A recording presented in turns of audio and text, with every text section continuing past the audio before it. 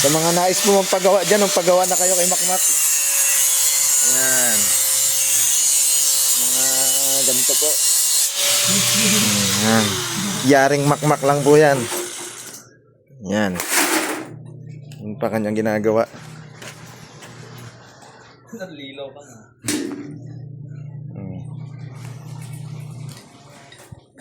Paggawa na po kayo kay Makmak. Siya lang pong magaling gumawa niyan. Stainless. Magkano tanggap sa ganyan, Mak? Magkano tanggap sa ganyan? Okay na sa 500 yung isang ganyan? Visit na yan. Ang dami pa diyang gagawin, oh. PM lang sa mga magpapagawa niyan. Pangharang sa tubig. Sa flood control.